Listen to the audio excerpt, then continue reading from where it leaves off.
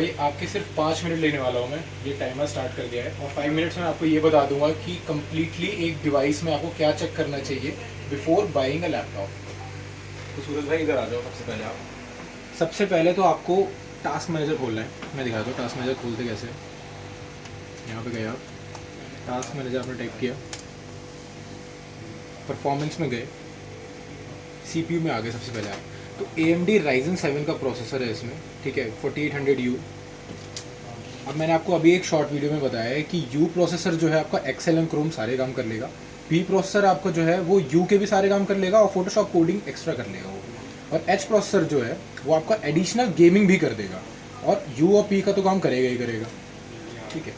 तो सबसे पहले तो हमने ये देखा कि इसमें U प्रोसेसर है, मतलब ये आपका सारा काम कर देगा। ये डिवाइस ऑलमोस्ट जितना भी आपका एक्सेल और क्रोम से रिलेटेड है वो सारा काम, बेसिक काम कर देगा, ठीक है। ये वाला जो डिवाइस है आपका i7 7 जनरेशन है, ठीक है। H प्रोसेसर है ये, ठीक है। ये आपका गेमिंग का सारा काम कर देगा, गेमिंग वेमिंग सब चीज़ें कर देगा, कोडिंग भी कर देगा, और आपके बेसिक काम जितने भी हो गए वो सारे ही कर देगा। सेकेंड चीज़ देखनी होती है हमें रैम, कि रैम इस डिवाइस में कितनी है। तो भाई इसमें 8 GB रैम है, 2 स्लॉट्स हैं और दोनों में रैम लगी हुई है। डिस्क जो हो गई हमारी सैमसंग की NVMe SSD है इसमें, ठीक है। और ग्राफिक्स कार्ड में आपका AMD का ग्राफिक कार्ड है इसमें, डेडिकेटेड मेमोरी हो गई 512 MB। और अगर हम इसमें देखें इस वाले में तो 4 GB का ग्राफिक कार्ड है इसमें, डेडिकेटेड मेमोरी हो गई 4 GB, ठीक है। अब इसकी अगर हम बात करें तो 8 GB की रैम है इसमें डिवाइस में, जिसमें से एक स्लॉट में रैम लगी हुई है और दूसरे स्लॉट जो खाली है 1 of 2, मतलब एक स्लॉट में रैम है, एक स्लॉट में खाली है। तो मतलब आप और एक दूसरा स्लॉट आपको मिल जाता है, इसमें आप एक्सटेंड कर सकते हो। SSD इसमें भी 128 GB है। चलो अब हम बात करते हैं कि प्रोसेसर हमें कौन सी जनरेशन का लेना चाहिए। तो ये देखो, ये जो है Ryzen 7 का 4800U सीरीज़ है, अभी सबसे टॉप सीरीज़ जो चल रही है।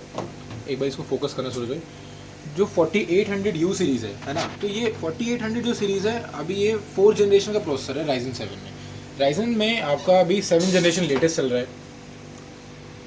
यूट्यूब में आप इंटेल में आपका 15 जनरेशन लेटेस्ट चल रहा है, बट 15 जनरेशन जो प्रोसेसर है अभी मार्केट में हाल ही में लॉन्च हुआ है, तो अभी जल्दी से आ नहीं रहा है मार्केट में। सबसे हाई एंड गेमिंग लैपटॉप्स में ही आपको वो प्रोसेसर मिलेगा, और इवन i3 में तो आपको मिलेगा भी नहीं देखने के लिए। i5 में स्टार्टिंग है जिसमें 15 जनरेशन आपको मिल रहा है, बट सबसे कॉस्टली है अभी वो। अभी अगर आपको लेना है तो आप 13 जनरेशन या 12 जनरेशन के लिए जा सकते हो, वो अच्छे हैं काफ़ी और कोई दिक्कत भी नहीं आएगी आपको। अच्छा, अगर हम बात करें कि जो प्रोसेसर है कि उस जनरेशन से कितना फ़र्क पड़ता है, तो प्रोसेसर जो है जैसे कि मान लो आपका i3 10th जनरेशन है, तो i3 10th जनरेशन जो है आपका i5 7 जनरेशन के अकॉर्डिंगली वो स्पीड दे देगा। तो i3 फर्स्ट जनरेशन को कंपैरिजन किया जाए तो i3 फिफ्थ जनरेशन को कंपैरिजन किया जाए तो i3 फिफ्थ जनरेशन जो है i5 सेकेंड जनरेशन या थर्ड जनरेशन के बराबर काम कर देगा। तो प्रोसेसर जो होते हैं यूजली क्या किए जाते हैं, वो ओवरक्लॉक किए जाते हैं।